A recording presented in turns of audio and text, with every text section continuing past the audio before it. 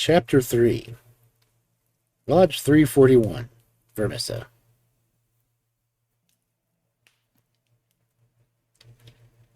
On the following evening, which had contained so many exciting events, McMurdo moved his lodgings from old Jacob Shafter's and took up his quarters in Widow McNamara's, on the extreme outskirts of the town. Scanlon, his original acquaintance from the train, had the occasion shortly afterwards to move to Vermissa, and the two lodged together. There was no other boarder, and the hostess was an easygoing old Irishwoman who left them to themselves, so that they had a freedom of speech and action welcome to men who had secrets in common. Shafter had relented to the extent of letting McMurdo come to his meals there when he liked, so that his intercourse with Eddie was by no means broken. On the contrary, it grew closer and more intimate as the weeks went by.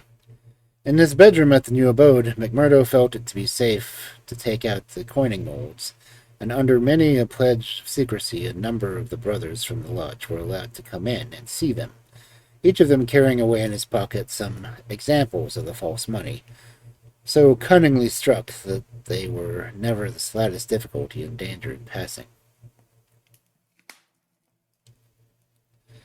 Why, with such a wonderful art at his command, McMurdo should condescend to work at all was a perpetual mystery to his companions, though he made it clear to anyone who asked him that he lived without any visible means. It would very quickly bring the police upon his track.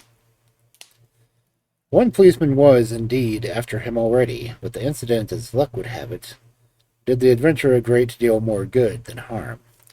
After the first introduction, there were a few evenings which he did not find his way to McGinty's saloon, there to make closer acquaintance with the boys, which was the jovial title by which the dangerous gang who infested the place were known to each other.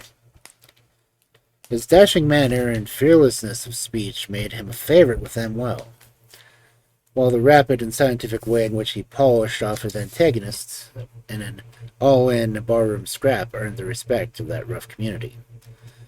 Another incident, however, raised him even higher in their estimation.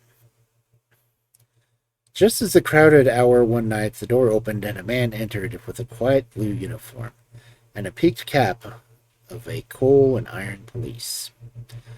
This was a special body raised by the railways and collieries owned to supplement the efforts of the ordinary civil police, who were perfectly helpless in the face of the organized ruffians which terrorized the district. There was a hush as he entered, and many curious glances were cast at him. But the relations between policemen and criminals are peculiar in the States, and McGinty himself, standing behind the counter, showed no surprise when the inspector enrolled himself among his customers. "A straight whiskey for the night is bitter," said the policeman. "I don't think we've met before, counselor." "You'll be the new captain," said McGinty. "That's so. We're looking at you, counselor, and to the other leading citizens to help us in upholding the law and order of this township. Captain Marvin is my name, of Coal and Iron." "We do better without you, Captain Marvin," said McGinty, coldly, "for we have our own police in the township. No need for any imported goods. What are you but a paid tool of the men of capital, hired by them to club or to shoot your poor fellow citizens?" Well, we won't argue about that," said the police officer good-humoredly. "I expect we all do our duty the same as we see it, but we can't all see it the same." He had drunk off half his glass and turned to go, when his eyes fell upon the face of Jack McMurdo, who was scowling at his elbow. "Hello, hello," he cried, looking him up and down. "Here's an old acquaintance." McMurdo shrank away from him. "I was never a friend to you nor any other cursed copper in my life," he said. "An acquaintance isn't always a friend," said the police captain, grinning. "You're Jack McMurdo of Chicago, right enough, and don't you deny it." McMurdo shrugged his shoulders.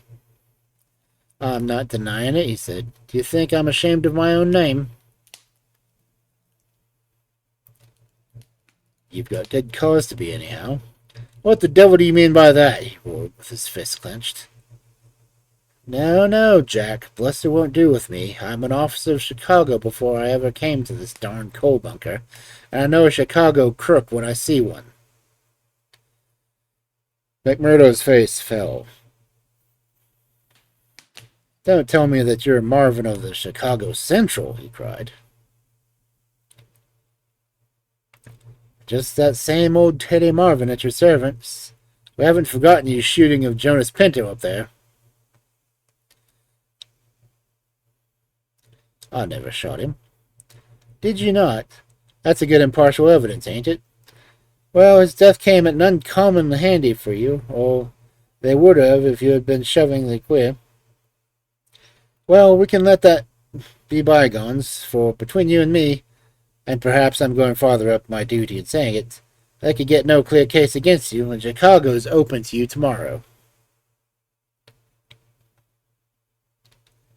I'm very well where I am. Well, I've given you the office, and you're a sulky dog not to thank me for it. Well, I suppose you mean well, but I do thank you, said McGurdo, in no gracious manner. It's mum with me as long as I see you live in the straight, said the captain. But by gum, if you get off on the cross after this, it's another story. So good night to you, and good night, Counselor.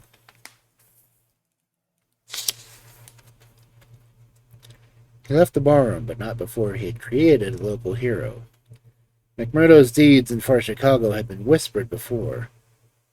He had put off all questions with a smile as one who did not wish to have greatness thrust upon him. But now the thing was officially confirmed. The bar loafers crowded around him and shook him heartily by the hand. He was free of the community from that time on. He could drink hard and show little trace of it, but that evening, and his mate Scanlon had not been at hand to lead him home, the feted hero would have surely spent his night under the bar. On a Saturday night, McMurdo was introduced to the lodge. He had thought to pass without ceremony, being an initiate in Chicago. But these were particular rites in Vermissa of which they were proud, and these had to be undergone by every postulate.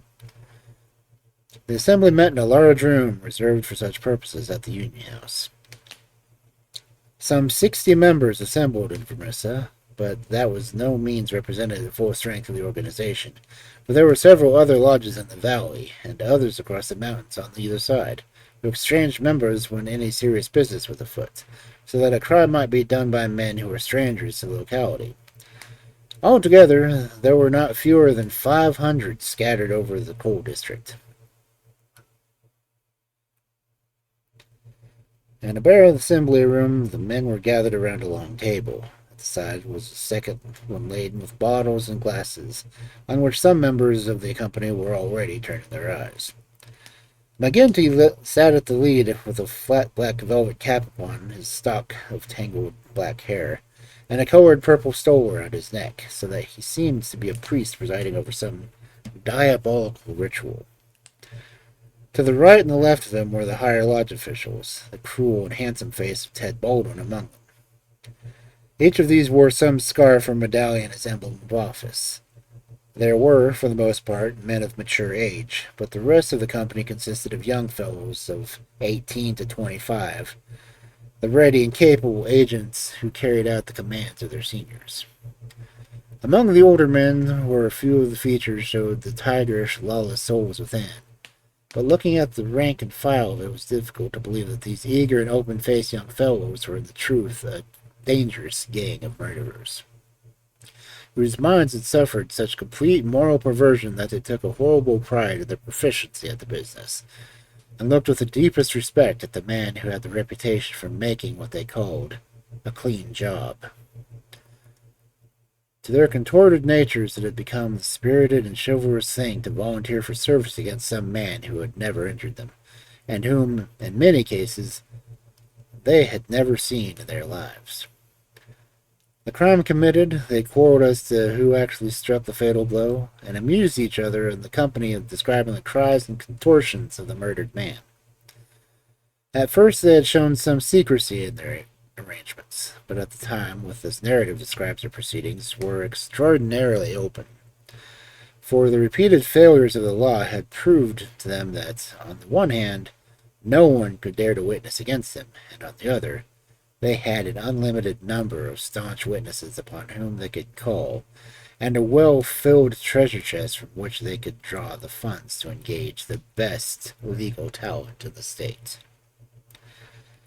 In 10 long years of outrage there had been no single conviction, and the only danger that ever threatened the Scourers lay in the victim themselves, who, however outnumbered and taken by surprise, might, and occasionally did, leave its mark upon the assailants.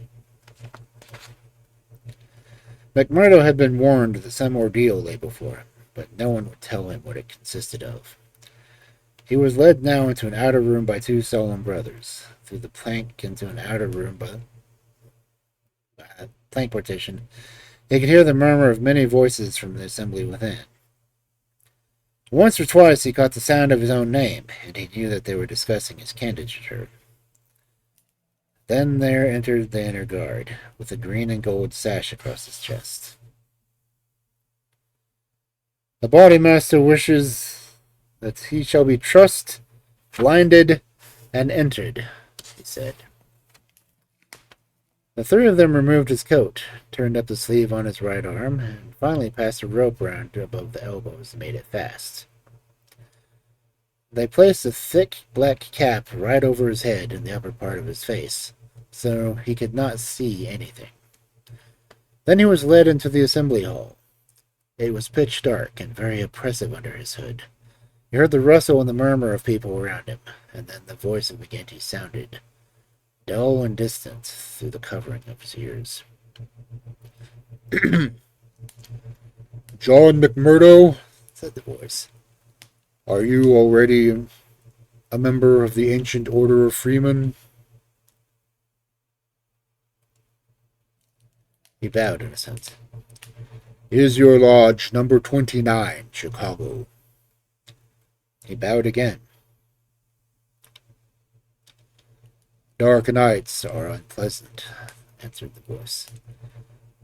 "Yes, for strangers to travel," he answered. "The clouds are heavy." "Yes, a storm is approaching."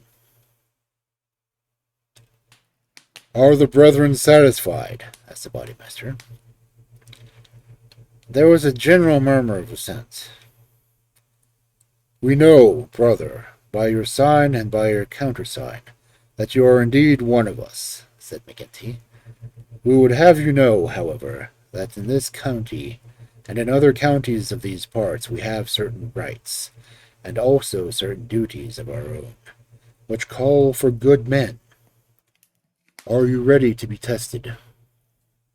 "I am." "Are you stout of heart?" "I am." "Take a stride forward to prove it."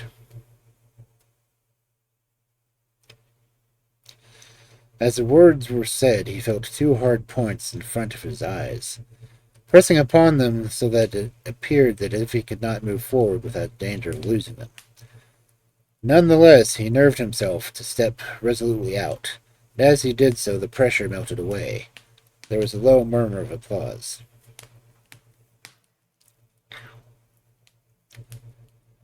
"He is stout of heart," said the voice. "Can you bear pain?"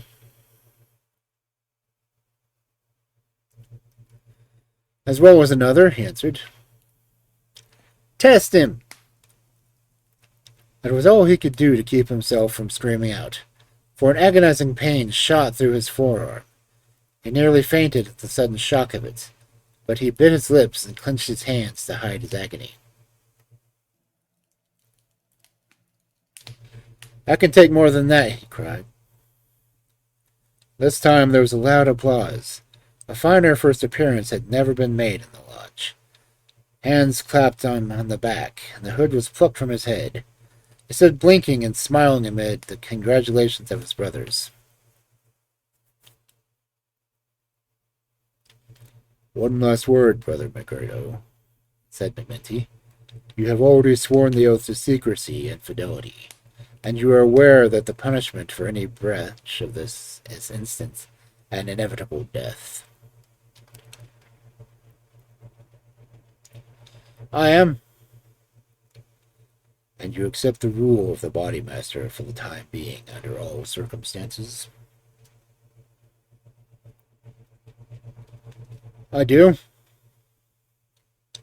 Then, in the name of Lodge 341, Vermissa, I welcome you to its privileges and debates. You will put the liquor on the table, Brother Scanlon, and we will drink to your worthy brother.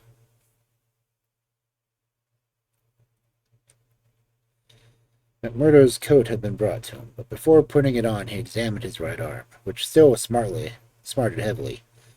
There on the flesh of the forearm was a clear-cut circle with a triangle within it, deep and red, as the branding iron had left it. One or two of his neighbors pulled up their sleeves and showed their own lodge marks. We've all had it done, said one, but not as brave as you ever were. Tut, it was nothing, he said, but it burned an egg like the same. When the drinks which followed the ceremony of initiation had been disposed of, and the business of the lodge proceeded, McMurdo, accustomed only to the prosaic performances of Chicago, he listened with open ears, and more surprised than he had ventured to show to what followed. The first business of the agenda paper, said McGinty, is to read the following letter from the Division Master Wendell of Merton County, Lodge 249. It says, Dear Sir, there is a job to be done on Andrew Ray, of Ray and Sturmash, coal owners near this place. You'll remember that your lodge owes us a return, having had the services of two brethren in the matter of the patrolman last fall. If you will send 2 good men, they will be taken charge of by Treasurer Higgins of this lodge, whose address you know. He will show them when and where to act. Yours in freedom, J.W. Wyndham, D.M.A.O.F. Wendell has never refused us when we had occasion to ask on the loan of a man or two, and it is not for us to refuse him. McGinty paused and looked around the room with his dull, malevolent eyes. Who will volunteer for the job? Several young fellows held up their hands. The body master looked at them with an approving smile. You will do, Tiger Cormac. If you handle it as well as you did the last one, we won't be amiss. And you, Wilson. I've no pistol, said the volunteer, a mere boy in the scenes. It's your first, is it not? Well, you have to be bloodied sometime. It will be a great start for you. As for the pistol, you'll find it waiting for you, or I'm mistaken. If you report yourselves on Monday, it will be time enough. You'll get a great welcome when you return. Any reward this time? Asked Cormac, a thick-set, dark-faced, brutal-looking young man, whose ferocity had earned him the nickname of Tiger. Never mind the reward. You just do it in the honor of the thing. Maybe when it is done there will be a few odd dollars at the bottom of the box. What has the man done? Asked young Wilson. Sure, it's not for the likes of you to know and to ask what the man has done. He has been judged over there. That's no business of ours. All we have to do is to carry it out for them, same as they would do for us. Speaking of that, 2 brothers from the Martin Lodge are coming over to us next week to do some business in this quarter. Who are they? Asked someone. Faith, it is wiser not to ask. If you know nothing, you can testify nothing, and no trouble can come of it. But they are men who will make a clean job when they're about it. Time, too, cried Ted Baldwin. Folk are getting out of hand in these parts. It was only last week that 3 of our men had turned off to Foreman Laker. It's been owing him a long time, and we'll get it in full and proper. Get what? McMurdo asked his neighbor. The business end of a buckshot charge, said the man, with a loud laugh. What do you think of our ways, brother? McMurdo's criminal soul seemed to have already absorbed the spirit of the vile association of which he was now a member. I like it well, he said. 'Tis a proper place for a lad to meddle. Several of those who sat around heard his words and applauded them. What's that? Cried the black man body master from the end of the table. 'Tis a new brother, sir, who finds our ways to his taste. McMurdo rose to his feet in an instant. I would say, worshipful master, that if a man should be wanted, I should take it as an honor to be chosen to help the lodge. There was a great applause at this. It felt as that a new sun was pushing the rim above the horizon. Some of the elders it seemed that the progress was too little rapid. I would move, said the secretary Haraway, a vulture-faced old graybeard, who sat near the chairman, that Brother McMurdo should wait until it is good pleasure of the lodge to employ him. Sure, that is what I meant to do. I'm in your hands, said McMurdo. Your time will come, brother, chairman. We have marked you down as a willing man, and we believe you will do good work in these parts. There is a small matter tonight in which you may take a hand, if it do please you. I'll wait for something that is worthwhile. You can come tonight anyhow, and it is will that you will know that we stand in this community. I'll make an announcement later. Meanwhile, he glanced at his agenda paper. I have one or two more points to bring before the meeting. First of all, I will ask that the treasurer enter as our bank balance. There is a pension of Jim Carnway's widow, who was struck down doing the work of the lodge, and it is for us to see that she is not the loser. Jim was shot last month when he tried to kill Chester Wilcox of Marley Creek, McMurdo's neighbor informed him. The funds are good at the moment, said the treasurer with the bank book to the left of him. The firms have been generous of late. Max Linder and Co. paid $500 to be left alone. Walker Brothers sent in $100, but I took it myself to return it and asked for $5. If I do not hear by Wednesday, their winding gear may get out of order. We had to burn their breaker last year before they became reasonable. Then the West Section Coaling Company has paid its annual contribution. We have enough in hand to meet any obligations. What about Archie Swindon? Asked the brother. He has sold out and left the district. The old devil left a note for us to say that he had rather be a free crossing sweeper in New York than a large mine owner under the power of a ring of blackmailers. By gosh, it was well that he made a break for it before the note reaches. I guess he dare not show his face in this valley again.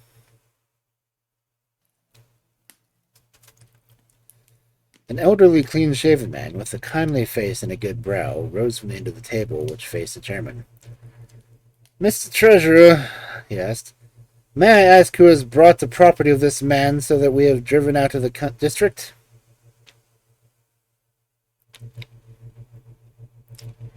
Yes, Brother Morris, it has been bought by the State of Merton County Railroad Company.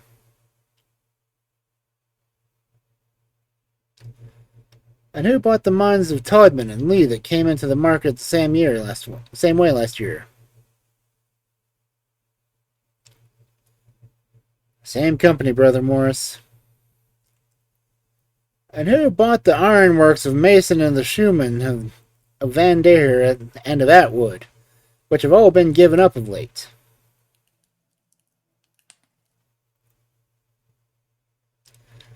They were all bought by the West Gillerman General Mining Company. I don't see, Brother Morris, said the chairman, that it is matters of nickel to us who buys them, since they can't carry them out of the district.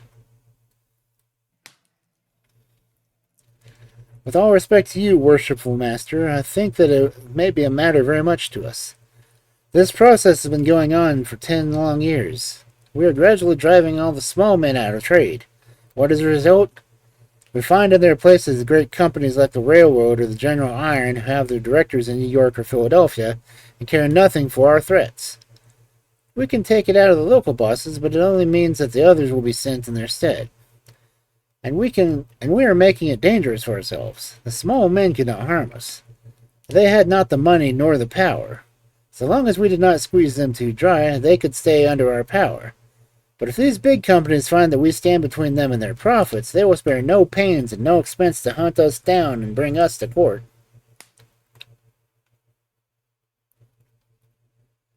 There was a hush to these ominous words, and every face darkened as gloomy looks were exchanged.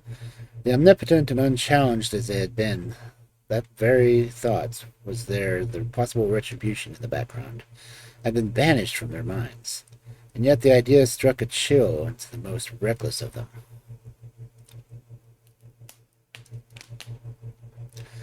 It is my advice, the speaker continued, that we bear less heavily upon the small men. On the day that they have been driven out of the power and the society will have been broken. Unwelcome truths are not popular.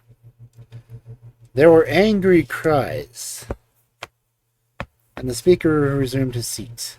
McGinty rose with the gloom upon his brow.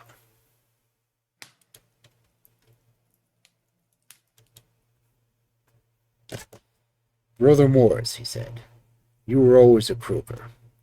So long as the members of the lodge stand together, there is no power in the United States that can touch them. Sure, have we not tried it often enough in Lockwood's? I expect the big companies will find it easier to pay than to fight, same as the little companies do. And now, brethren, McGinty took off his black velvet cap and stole as he spoke. This lodge has finished its business for the evening, save for one small matter which may be mentioned when we are parting. The time has now come for the fraternal refreshment and for harmony.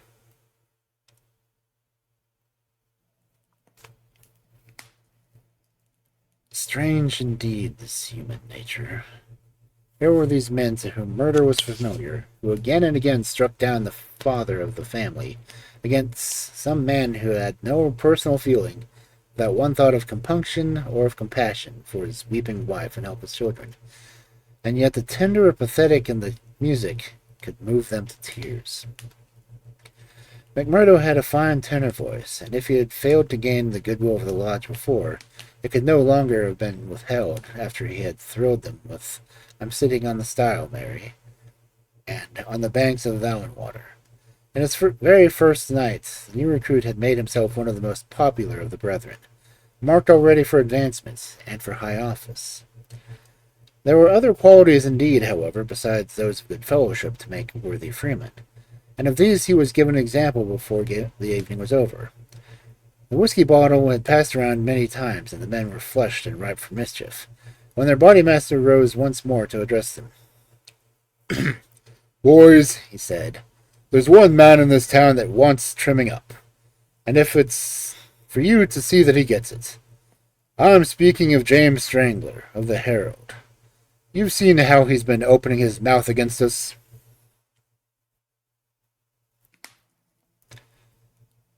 There was a murmur of assent, with many muttered oaths. McGinty took a slip of paper from his waistcoat pocket. "Law and order, that's how he reads it. Reign of terror in the coal and iron district. 12 years have now elapsed since the first assassinations which proved the existence of criminal organization in our midst. From that day these outrages have never ceased, until now they have reached the pitch which makes us the opprobrium of the civilized world.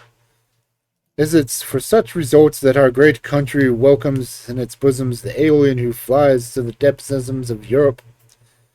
Is it that they shall themselves become tyrants over the very men who have given them shelter, and in the state of terrorism and lawlessness should be established under the very shadow of the sacred folds of the starry flag of freedom, which would raise horror in the minds if we read it of the existing order under the effeminate monarchy of the East? The men are known. The organization is patent and public. How long are we to endure it? Can we forever live? Sure, if I've read enough of the shush, cried the chairman, tossing the paper down upon the table. That's what he says of us. The question I'm asking you is, what shall we say to him? Kill him! Cried a dozen fierce voices. I protest against that, said Brother Morris, the man of the good brow and shaven face.